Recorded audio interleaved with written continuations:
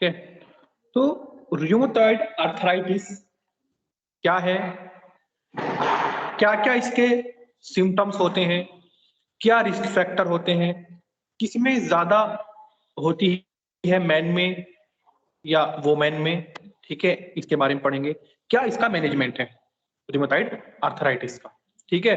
आप लोगों ने देखे होंगे इसके पेशेंट, सुना होगा इससे पहले क्या होता है, ठीक है। तो बात करते हैं। तो rheumatoid arthritis a chronic progressive disease causing inflammation in the joints and resulting in painful deformity and immobility, especially in the fingers, wrist, feet and ankles. एक chronic progressive disease होती है, inflammatory disease होती है, जिससे क्या हो जाता है, जो हमारे joints हैं, हमारे fingers हैं, हमारी wrist है, feet है, ankles है, उनमें क्या हो जाता है, इन्फ्लामेशन हो जाता है। और उस इन्फ्लामेशन की वजह से क्या होने लगता है, एक पेनफुल डिफॉर्मिटी होने लगती है। जो जहाँ पे ये इन्फ्लामेशन, जहाँ पे इन्फेक्शन इसका होता है, वहां पे डिफॉर्मिटी होने लगती है, वहां पे क्या होने लगती है, दिक्कत होने लगती है उस ऑर्गन में, ठीक है। ठीक है। In rheumatoid arthritis the body immune system attacks its own tissue including joints. In severe cases it attack internal organs. जैसे मैंने आप लोगों को बताया था कि जो रूमेटॉइड आर्थराइटिस है, ये एक ऑटो इम्यून डिसऑर्डर है। ऑटो इम्यून डिसऑर्डर कि खुद का इम्यून सिस्टम क्या करता है, अटैक करता है बॉडी के सेल्स पे, खुद के टिश्यू पे, ठीक है। अब जिसमें जॉइंट्स भी हो जाते हैं, जॉइंट्स में भी इफेक्ट करता है। इन severe cases it attacks internal organs. अगर सीवियर केसेस है ज्यादा, तो उसमें क्या होने लगता है, वो इंटरनल ऑर्गन्स को भी अटैक करता है, ठीक है, बॉडी का इम्यून सिस्टम। तो इसलिए इसको हम बोलते हैं ऑटो इम्यून डिसऑर्डर, ठीक है, कि खुद का इम्यून सिस्टम आपका अटैक करता है बॉडी के इम्यून सिस्टम पे, ठीक है। Clear. Rheumatoid arthritis affect joint lining, जो जॉइंट्स की लाइन होती है उसको इफेक्ट करता है rheumatoid arthritis RA, causing painful swelling, ठीक है, पेनफुल स्वेलिंग हो जाती है। Over long period of time the inflammation associated with rheumatoid arthritis can cause bone erosion and joint deformity. अगर लॉन्ग टाइम तक जो रूमेटॉइड आर्थराइटिस है, लॉन्ग टाइम तक अगर लाइफ लॉन्ग डिसऑर्डर है, चल रहा है, बहुत पहले से है और लंबे समय तक है, तो क्या होने लगता है, बोन इरोजन, जो बोन है उनमें इरोजन होने लगता है, ठीक है। बोन एक तरीके से क्या होने लगती है, डिमिनिश होने लगती है, बोन के जो पार्ट होते हैं, ठीक है। आप लोग उसमें समझ सकते हैं कि घिसने लगती है वहां की जो बोन होती है, ठीक है। और जॉइंट डिफॉर्मिटी, और जो जॉइंट होते हैं हमारे, उनमें क्या होने लगता है, डिफॉर्मिटी, उनमें एबनॉर्मलिटीज होने लगती है, ठीक है। तो ये हमारा rheumatoid arthritis. Epidemiology, epidemiology, epidemiology की कितना ये प्रेवलेंट है, कितनी इफेक्ट करता है पॉपुलेशन को, किस एज में ज्यादा ये इफेक्ट करता है, ये होता है हमारा एपिडेमियोलॉजी, ठीक है। Affects 1 to 3% of the population world wide. पूरे वर्ल्ड में 1 to 3% पॉपुलेशन अफेक्ट है आरए से, रूमेटॉइड आर्थराइटिस से, with a peak prevalence between the ages of 30 and 50 years. 30 and 50 years में सबसे ज्यादा इसका पीक होता है, होने का, ठीक है, प्रेवलेंस होता है इसकी epidemiology. Women are affected 3 or 4 times more commonly than men. Women में ज्यादा प्रिविलेंट होता है, ज्यादा अफेक्ट होती है 3 to 4 times more commonly than men से। That's why वो क्यों होती हैं, वो इसलिए होती हैं, कुछ ऐसे हार्मोन सीक्रेट होते हैं वुमेन के अंदर, ठीक है। और जो उनका इम्यून सिस्टम है कुछ ज्यादा स्ट्रॉन्ग होता है वुमेन का, हम ये भी कह सकते हैं। इसकी वजह से क्या होता है, वो ज्यादा अटैक कर देता है कभी कभार उसके खुद के टिश्यू पे, बॉडी के सेल पर, ठीक है। तो ये होता है रीजन। अब कॉजेज की बात करते हैं हम, क्या क्या इसके कॉजेज हैं जिससे कि रूमेटॉइड आर्थराइटिस होता है। Age, rheumatoid arthritis most common adult over age 50, ठीक है, एज एक इसका फैक्टर है। इंजरीज, कहीं पे सीवियर इंजरीज हो जाती है आपके जॉइंट्स में, ठीक है, वहां पे क्या होता है, जो साइनोवियम है, जो साइनोवियल मेम्ब्रेन होती है, वहां पे वो इफेक्ट हो जाती है। ओबेसिटी, ज्यादा मोटापा है आपका, ठीक है, बहुत ज्यादा वेट है, उससे जॉइंट इफेक्ट होते हैं। ऑटो इम्यून डिसऑर्डर, जैसे मैंने बताया, ऑटो इम्यून डिसऑर्डर तो एक खुद है आ रहे। जीन्स और फैमिली हिस्ट्री, किसी को फैमिली में होता आया है, किसी के जीन्स में अगर आरए है तो उसको ज्यादा चांस होते हैं। मसल वीकनेस, अगर मसल वीक है, कमजोर है, तो भी क्या होता है, चांस होते हैं रूमेटॉइड आर्थराइटिस होने के। Sign and symptoms, sign and symptoms, tender warm swollen joints, tender warm swollen joints, tenderness होने लगती है जो जॉइंट्स होते हैं वहां पे, ठीक है, थोड़ा हार्ड होने लगते हैं वहां पे जॉइंट, जो वहां का इफेक्टेड एरिया होता है, वार्म होने लगता है, और जॉइंट में स्वेलो होने लगते हैं, ठीक है, सूजन आ जाती है, यानी इन्फ्लेमेशन होने लगता है। Joint stiffness that is usually worse in the morning and after inactivity, ठीक है, जॉइंट स्टिफनेस होने लगती है, बहुत ज्यादा स्टिफनेस होने लगती है, ठीक है, जॉइंट में कहीं भी जहां पे भी आप इफेक्टेड है आरे से, मॉर्निंग में स्पेशली ज्यादा होती है, ठीक है, जैसे जो पर्सन इफेक्ट होता है इससे और जैसे वो सो के उठता है तो उसमें ये ज्यादा इफेक्ट करता है, और कोई भी उन्होंने एक्टिविटी नहीं की, बैठे बैठे भी इस तरह से होने लगता है, ठीक है, fatigue, fever and loss of appetite, these are also the sign and symptoms, ठीक है। तो tender warm swollen joints, joint stiffness that is usually worse in the morning and after inactivity, fatigue, fever and loss of appetite, these are the sign and symptoms of rheumatoid arthritis, ठीक है। Now risk factor, risk factor, क्या क्या ऐसे risk factor हैं जिससे ज्यादा chance रहते हैं कि आप आरए से रूमेटॉइड अर्थराइटिस से अफेक्टेड हो सकते हैं। सेक्स, कि women are more likely than men to develop rheumatoid arthritis, जैसे मैंने आपको अभी बताया कि 3 to 4 टाइम्स ज्यादा अफेक्ट होती हैं वुमेन मैन से इन आरए में, ठीक है। Age, rheumatoid arthritis can occur at any age but it most commonly begins in the middle age, वैसे तो rheumatoid arthritis कभी भी किसी भी एज में हो जाता है, ठीक है, लेकिन जो बट इट मोस्ट कॉमनली का होता है एक मिडिल एज में, जैसे मैंने आपको एग्जांपल दिया था, पीछे आपको बताया था 30 to 50 years. Family history, if a member of your family has rheumatoid arthritis you may have an increased risk of the disease, अगर आपकी फैमिली में कोई मेंबर, आपको किसी को चला आ रहा है rheumatoid arthritis है, किसी को, आपको पूरे फैमिली में, तो वो पर्सन को ज्यादा चांसेस रहते हैं कि वो उससे इफेक्ट होगा। Smoking, cigarette smoking increase risk of developing rheumatoid arthritis, ठीक है, अगर किसी को माइल्ड सिम्टम्स हैं और वो सिगरेट स्मोकिंग करता है तो ज्यादा डेवलप होने के चांस रहते हैं, ठीक है। Excess weight, people who are overweight appear to be at somewhat higher risk of developing rheumatoid arthritis। Access wait यानी ओबेसिटी, अगर ज्यादा मोटापा है तो बहुत ज्यादा चांसेस होते हैं, हेलो क्योंकि ओवरवेट से क्या सर। होता है, जॉइंट्स हैं, अगर हेलो वेट ज्यादा सर। है, ठीक है, 30 से 250 के बीच में हेलो अगर ये होता है तो जो जॉइंट्स है वो इफेक्ट होते हैं ओवरवेट से, हेलो ठीक सर, है। आवाज आ रही है? हेलो यस बोलो। सर, गौरव भाटी मैसेज कर रहा, बोल रहा है कि नाम है कि मेरा ज्वाइन नहीं हो रहा, वो लॉबी में है। मैं अलाउ कर देता हूँ, ओके, ठीक।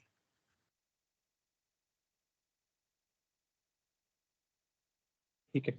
सो मैंने बताया एक्सिस वेट, ठीक है, अगर एक्सिस वेट होता है तो किस तरीके से इफेक्ट होता है, क्या होता है कि अगर आप ओवरवेट हैं, आप ओबेस हैं, ठीक है, और आपके जॉइंट्स थोड़े वीक हैं, कमजोर हैं, तो वो जब ओवरवेट होंगे तो इफेक्ट होंगे, जॉइंट जॉइंट इफेक्ट होंगे, वहां पे इन्फ्लामेशन होगा और वो फिर आरए की फॉर्म में कन्वर्ट हो जाता है, यानी रूमेटॉइड अर्थराइटिस हो जाता है। तो these are the risk factors, okay. Now diagram you can see, ये देख सकते हैं आप, ये हैंड है, ये आप ये बोन देख सकते हैं, क्रॉस सेक्शन ऑफ जॉइंट्स, ये एक, ठीक है, यहाँ पे ये जॉइंट्स है, ये यहाँ पे क्या होता है हमारी, ये साइनोवियल मेम्ब्रेन होती है, ठीक है, इसको साइनोवियम भी बोलते हैं। तो ये क्या हो जाता है, यहाँ पे इन्फ्लामेशन होने लगता है, इसमें इन्फ्लेम हो जाता है, यहाँ के जो टिश्यू होते हैं वो इन्फ्लेम हो जाते हैं, ठीक है। तो एक्सिस जॉइंट फ्लूइड, और यहाँ पे क्या हो जाता है, ये जो फ्लूइड है ये एक्सिस अमाउंट में प्रोड्यूस होना स्टार्ट हो जाता है, ठीक है, नीचे जॉइंट कैप्सूल होता है, ठीक है। तो जब ये हमारी साइनोवियल मेम्ब्रेन इन्फ्लेम हो जाएगी तो जो जॉइंट फ्लूइड है वो एक्सिस अमाउंट में प्रोड्यूस होना स्टार्ट हो जाता है, ठीक है, जिसकी वजह से क्या होने लगता है, इन्फ्लामेशन, और वो इन्फ्लामेशन फिर क्या होता है, वो हो जाता है हमारा आरए, रूमेटॉइड अर्थराइटिस, ठीक है। ये मैंने एक डायग्राम से आपको समझाने की कोशिश की है, आगे भी हम डायग्राम से समझने की कोशिश करेंगे, ठीक है।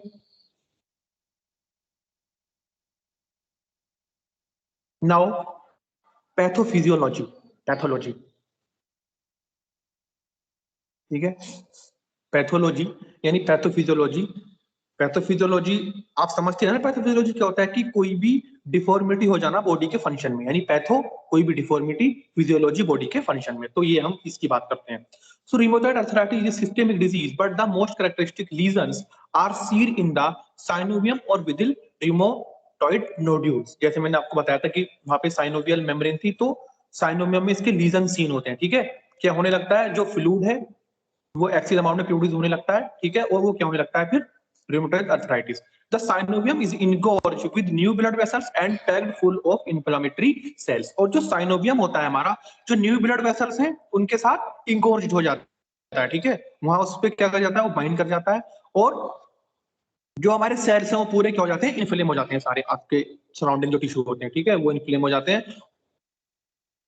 तो हो जाता है रिमोटाइड अर्थराइटिस। ठीक है, आप ये देख सकते हैं, ये हेल्दी बोन्स है, पहला डायग्राम दे सकते हैं आप, ये हेल्दी बोन्स है। ठीक है, आपके हैंड की। अब next, hand with rheumatoid arthritis, आप देख सकते हैं किस तरीके से डिफॉर्मिटी इसमें कोज हो रही है। ठीक है, इसमें सारी फिंगर स्ट्रेट है, कोई इसमें कहीं पे इन्फ्लामेशन भी नहीं है। आप इस डायग्राम को अगर देखें, इसमें डिफॉर्मिटी देखिए आप, ये जॉइंट है, ये फिंगर सीधी है, और यहाँ से ये किस तरह से डिफॉर्मिटी इसमें हो रही है, यहाँ पे सब में रेडनेस है, ये क्या है, इन्फ्लेम्ड टिश्यू है, सारे इन्फ्लेम्ड टिश्यू है। ओके बेटा, ये सब इस तरह से हो जाता है हमारा रिमोटाइड अर्थराइटिस, ये कंडीशन। ये नॉर्मल हेल्दी बोन्स है, ये हमारी रिमोटाइड अर्थराइटिस की बोन्स है। ठीक है, आप देख सकते हैं पूरा, यहाँ से आपको क्लियर हो जाना चाहिए, इसकी डेफिनेशन भी, इसके कॉजेज भी, इसकी पैथोफिजियोलॉजी भी।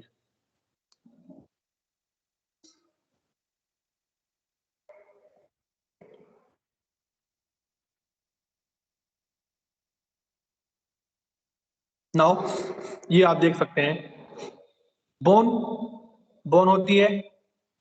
ठीक है, ये हमारा आर्टिकुलर कार्टिलेज है, आर्टिकुलर कैप्सूल है, ये हमारी साइनोवियल मेम्ब्रेन है। साइनोवियल मेम्ब्रेन को हम साइनोवियम भी बोलते हैं, जो हमने पैथोफिजियोलॉजी में पढ़ा था। तो जो हमारी साइनोवियम है, यानी कि जो साइनोवियल मेम्ब्रेन है, वो एक कनेक्टिव टिश्यू की तरह काम करती है, कनेक्टिव टिश्यू है। ठीक है, जो कि जो साइनोवियल जॉइंट का कैप्सूल्स है, आप ये देख सकते हैं, इसको क्या करती है, इसकी इनर सरफेस पे लाइनिंग कर रही है। ठीक है, ये देखिए, ये कैप्सूल्स है, इसको किसने लाइन कर रखा है, हमारा साइनोवियल मेम्ब्रेन ने। ठीक है, ये कैप्सूल्स है, और ये इनर सरफेस इसका किसने लाइनिंग कर रखा है, ये रहा साइनोवियल, रेड रेड में जो है साइनोवियल मेम्ब्रेन ने। ठीक है, तो जब ये इसमें क्या होता है, डिफॉर्मिटी होती है, जब रिमोटॉइड अर्थराइटिस होता है, तो जो ये यहाँ पे फ्लूइड होता है, ठीक है, ये एक तो फ्लूइड एक्सिस प्रोड्यूस होने लगता है, एक्सिस प्रोड्यूस होता है। और जैसे मैंने आपको बताया था, अगर हम पिछली स्लाइड पे जाएं, कि lesions are seen in the synovium, वो मैंने आपको बताया था। ठीक है, तो लीजन्स जो होते हैं उन वो इफेक्ट होते हैं, ठीक है, साइनोवियम में, और क्या होता है, एक्सिस फ्लूइड प्रोड्यूस होता है और रिमोटाइड अर्थराइटिस हो जाता है।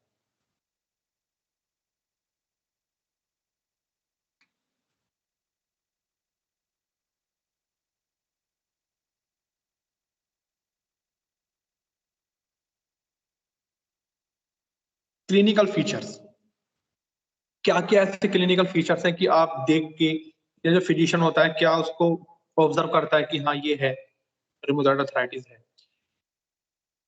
स्प्रेड टू अदर जॉइंट, ठीक है, ये एक जॉइंट्स में होता है, तो इसके चांस होते हैं ज्यादा अदर जॉइंट में स्प्रेड होने के। ठीक है, जब एक जगह टिश्यू इन्फ्लेम्ड होने लगते हैं, तो रिस्ट, एंकल, नी, शोल्डर। ठीक है, morning stiffness more than 30 minute, improve with activity. ठीक है, ये क्या है, क्लिनिकल फीचर्स हैं, यानी कि ये भी एक तरीके एक क्लिनिकल मैनिफेस्टेशंस हैं, साइन एंड सिम्टम्स हैं।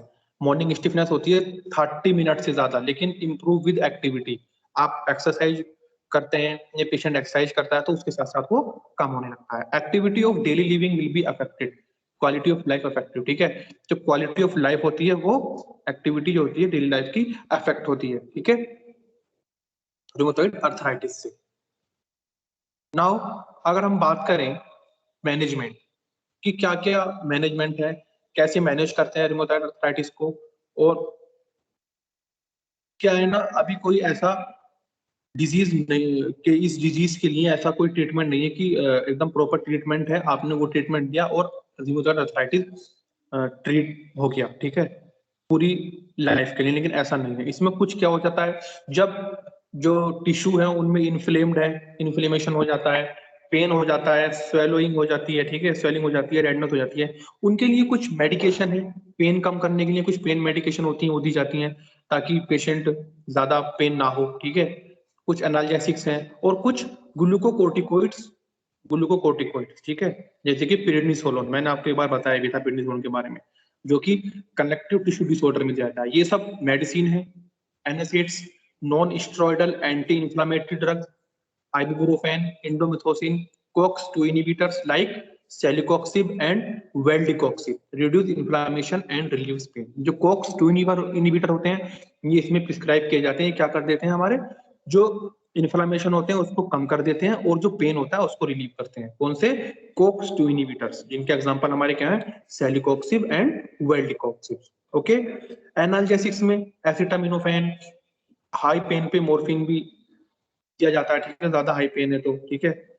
Glucocorticoids and prednisolone, prednisolone prescribe in small dose to slow joint damage caused by inflammation. क्या होता है, जब रूमेटॉइड अर्थराइटिस होता है तो जो इन्फ्लेमेशन होने लगता है उसमें वो क्या करने लगता है, जॉइंट को डैमेज करने लगता है, जॉइंट को डैमेज करने लगता है। तो वो इन्फ्लेमेशन जॉइंट को डैमेज ना करे, जॉइंट डैमेज ना हो, उसको बचाने के लिए स्मॉल डोज में हम क्या देते हैं, प्रेडनिसोलोन यानी कि ग्लूकोकोर्टिकोइड्स, ग्लूकोकोर्टिकोइड्स या कोर्टिकोस्टेरॉइड्स भी हम इसको बोलते हैं। तो ये ड्रग हम प्रिस्क्राइब करते हैं, ठीक है।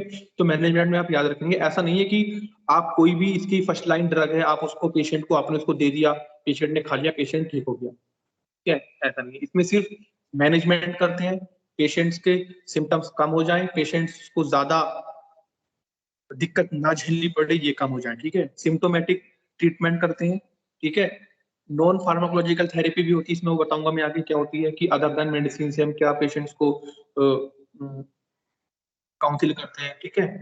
तो क्लियर, मैनेजमेंट में एनासिड्स, एनाल्जेसिक्स एंड ग्लूकोकोर्टिकोइड्स और प्रेडनिसोलोन, ये बहुत इंपॉर्टेंट होता है। अगर ज्यादा सीवियर है आपका रूमेटॉइड अर्थराइटिस, आरए, विंटर्स में इस टाइम बहुत ज्यादा प्रॉब्लम फेस करते हैं जो रूमेटॉइड अर्थराइटिस के पेशेंट्स होते हैं, ठीक है। वो इसलिए क्योंकि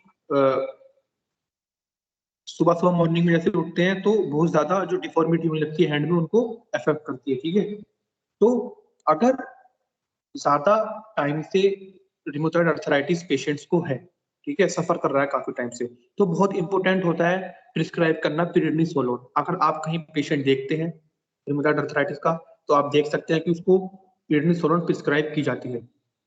जो प्रेडनिसोलोन है, जो ग्लूकोकोर्टिकोइड्स है, इनका मेन जो इंडिकेशन है वो यही है कि ऑटो इम्यून डिसऑर्डर में या कनेक्टिव टिश्यू डिसऑर्डर में। अगर हम बात करें, जैसे हमने पढ़ा साइनोवियल मेम्ब्रेन से, तो ये कनेक्टिव टिश्यू डिसऑर्डर भी है, ठीक है, क्योंकि उसको इफेक्ट कर रहा है साइनोवियम को ही, तो वहां पे प्रिस्क्राइब किया जाता है, ठीक है। तो एनएसएइड्स आप लोग थेरेपी समझना इसकी बहुत इंपॉर्टेंट है, ठीक है, क्योंकि इसकी थेरेपी चलती रहती है। आपको जो सिम्टोमेटिक्स, जो सिम्टम्स है वो पेशेंट के कम करने होते हैं, ठीक है, मैनेज करना होता है किस तरीके से। तो जो पेन मेडिकेशन है जैसे कि आइबुप्रोफेन, ठीक है, इंडोमेथेसिन, एक बार फिर बता रहा हूं मैं आपको, COX-2 इनहिबिटर, जो ज्यादा इन्फ्लेमेशन है और उस इन्फ्लेमेशन की वजह से ज्यादा पेन है, रेडनेस है, ठीक है, तो वो जो होते हैं हमारे सेलिकॉक्सिब और वेल्डिकोक्सिब, ठीक है। ग्लूकोकोर्टिकोइड्स यानी कि प्रेडनिसोलोन कम डोज में स्टार्ट करते हैं ताकि जो इन्फ्लेमेशन हो रहा है उसकी वजह से जो हमारी जॉइंट है वो डैमेज ना हो और ज्यादा उसको condition critical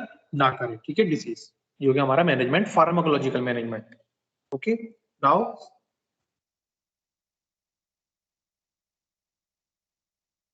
non pharmacological therapy. Non pharmacological therapy की अपार्ट फ्रॉम द ड्रग्स, की ड्रग्स तो उसको प्रिस्क्राइब करनी है, उसको जो सिम्टम्स है पेन को उसको ठीक करना है, ठीक है, जो रेडनेस है उसको ठीक करना है, इन्फ्लेमेशन को ठीक करना है, ज्यादा इन्फ्लेमेशन हो रहा है उसकी वजह से जो जॉइंट डैमेज हो रहे हैं वो ना हो, ठीक है, ये सब। तो एक comprehensive management program for rheumatoid arthritis involve not only drug therapy, यानी कि आप ड्रग थेरेपी उसको दें पेशेंट को, ठीक है, जैसे मैंने बताया, but also known pharmacological intervention which include patient education, psychosocial intervention, appropriate use of rest, ठीक है, एप्रोप्रिएट यूज रेस्ट के लिए, physical activity, exercise, physical occupational therapy, nutritional and diet, ठीक है, न्यूट्रिशन और डाइट का ध्यान रखना होता है, ठीक है। ये सब उसको प्लान बताते हैं, diet plan, nutrition plan, occupational therapy, ठीक है, फिजिकल, ये सब, ठीक है। तो दीज आर द हमारा, ये क्या हो गया हमारा नॉन फार्माकोलॉजिकल थेरेपी, ठीक है। सो जो